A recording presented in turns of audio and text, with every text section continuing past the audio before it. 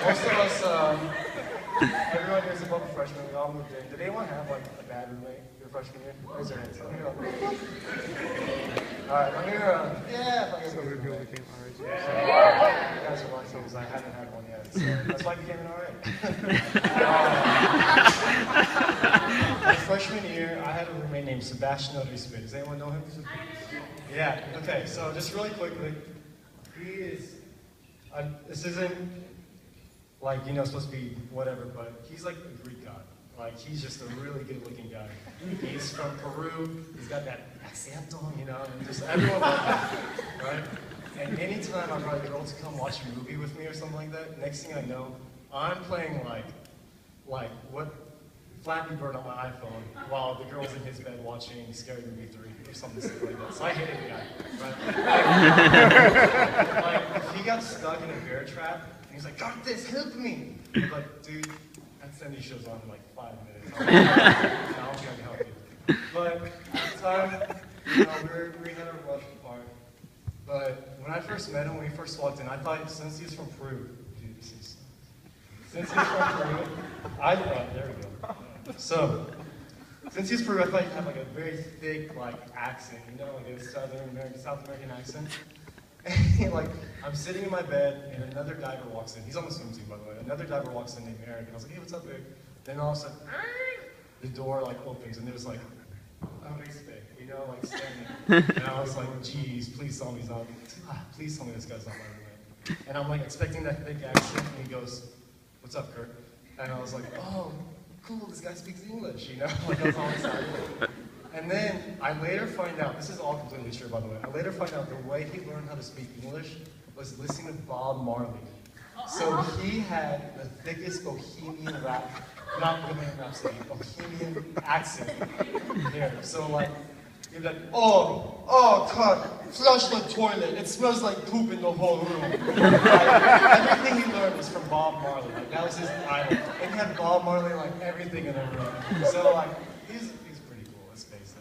But this one time, the thing that got us the biggest fight we've ever had was about a story about ghosts. Because I'm Catholic, he's Catholic, that has anything to do with it, but I always thought I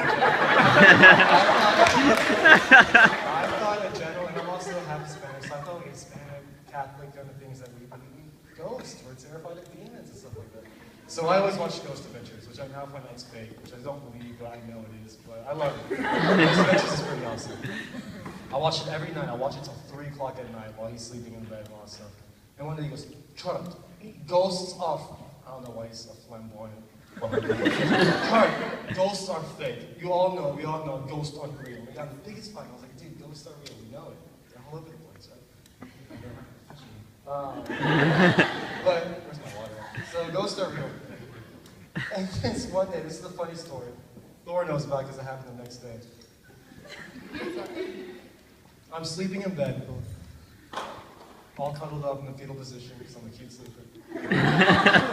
And all of a sudden I feel someone tapping on my body, right? And I go, "Arispe. The remote's on the counter." I roll my R's when I'm sleeping. And then, and all of a sudden, the guy jumps in bed with me. And he sleeps this way, I sleep that way. And his feet are up in my face. I'm like, "Oh, Arispe, oh." And I don't know why I did this. I'm a really nice guy, deep down heart. I grabbed my second pillow, and I handed it to him. He grabs the pillow and puts it behind his head. And he just sleeps there. And I was like, Arispe, I can't believe you share my bed with me. What a bad word. And then I'm cuddling down, and all of a sudden, our beds are like this. Arispe and I's beds are like this, and there's a counter in between. And all of a sudden, in this bed over here, I'm right here. You got that? He's over here. All of a sudden, he gets straight up. And someone in the other bed, and he goes, "Curtis, who is in your bed?" And I shoot straight up. I'm not playing cute no more, right? I'm terrified. I go, I'm gonna say heck, but I use harsher words. "Who the heck is in my bed?" And there's a guy sleeping in my bed. No shirt, nothing. He's got a smile on his face. I'm glad you're laughing about this because that's terrible. And he has this little smirk on his face as he's sleeping. And then asks his toenails, by the way, too.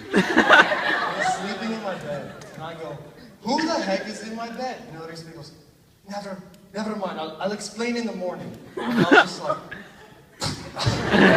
what the heck is happening? So, me being the kind person I am, I got off the bed, and the whole time I thought Sebastian let his best friend, because he always had best friends over and they'd always sleep on the ground or something. I thought he let his best friend sleep in my bed. And like, he's like, oh, just sleeping. Oh, my accents are all, I'm Russian and something. just sleeping this is bed. And I was like, so I get all my dirty clothes, I lay them down on a pile, and I had a poncho, because my mama, she's good Hispanic lady, she gave me a poncho. I put the poncho on the ground, and I get my other pillow, and I sleep on the ground, all my poncho with the dirty clothes on the ground. And I wake up a minute before my alarm, which is like the worst, right guys? But I get up, I take a shower, I get out of the shower, and there's Arispe washing his hands. And the whole time I'm looking at the bed, thinking, he let one of his best friends sleep in my bed. What a bad word again. So Arispe goes, who's in your bed? I was like, yeah, we need to talk. So we go, and like, when I tell the story, everyone says, like, why didn't you punch the guy who's in the bed? I don't think people realize, like, I'm 120 pounds, like, I'm not punching nobody. Right? So, I get off the bed. No, I get off the bed. Arispe and I went in the middle of the hallway, and I'm furious, and I'm going, who did you let sleep in my bed? And he goes, yeah, who's in your bed? And I go, Arispe, who's in my bed? He goes, I don't know. I was like, Arispe, you told me you would explain in the morning. It's morning. You don't explain. And he goes, oh man, last night I was asleep. And I was just, word by word, I swear this is not fake. Word by word. He goes, I was sleeping. And all of a sudden I feel someone patting on my bed. And I said, Curtis, the remote's on the counter. Exact words that I said earlier. And then he goes, and then all of a sudden he walks into your bed and he disappeared. And I was like, yeah? He goes, oh man, I thought it was a ghost. And I go, and I had a smirk because we had the biggest fight about whether ghosts were real or not, like a week before. I go, Arispe, you think that you saw a ghost evaporate into my bed and you didn't think about turning on the lights? And he goes, oh man, I was so scared. I've been praying all night.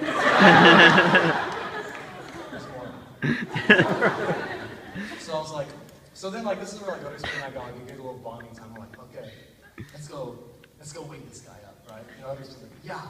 So we go, we're on the third floor, by the way, Moncrief's 343. So, that was not sexual. Sexual harassment. So, and both of them go walk into my bed to like go wake this guy up. There's no one there. No one there at all.